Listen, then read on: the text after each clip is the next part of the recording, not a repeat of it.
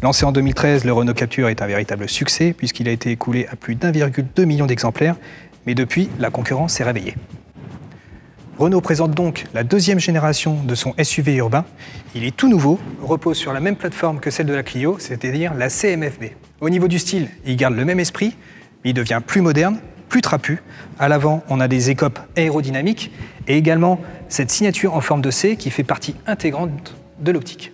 Au niveau du profil, on note l'apparition de ces éléments en plastique sur les ailes avant, mais c'est surtout au niveau du montant que ça change, avec cette forme de vague et également cette découpe de vitres légèrement fuyante. À l'arrière, la plus grosse différence se situe au niveau des feux, qui sont plus larges et prennent désormais cette signature en forme de C. Alors maintenant, on va voir à l'intérieur les modifications. Le Captur reprend la planche de bord de la Clio, mais il y a tout de même des différences au niveau des aérateurs et de cette console qui est dite flottante. Alors attention, c'est pas sur tous les Capturs, c'est uniquement ceux qui sont équipés de la boîte automatique et à partir de la finition intense.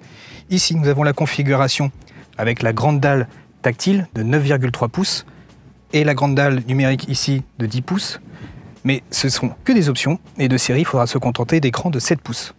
Au niveau aide à la conduite, le Captur fait le plein, donc on profite du freinage d'urgence avec la détection des piétons, l'aide au maintien dans la voie ou encore la caméra 360.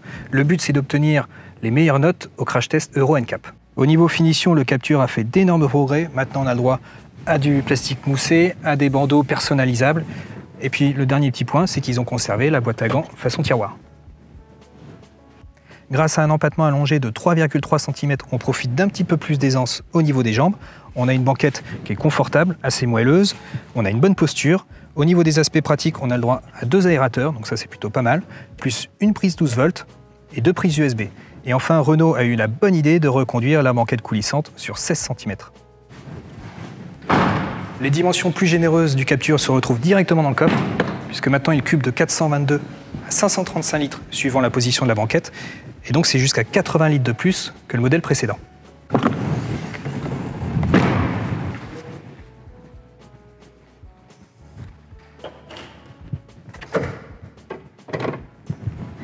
Au chapitre mécanique, 3 offres en essence, 100, 130 et 155 chevaux. En diesel, 2 offres de 95 et 115 chevaux. Au niveau transmission, boîte mécanique à 6 rapports ou boîte automatique à 7 rapports. Et enfin, le bon point, c'est qu'il y a une version plug-in hybride qui est au programme et vous pourrez parcourir jusqu'à 45 km en tout électrique.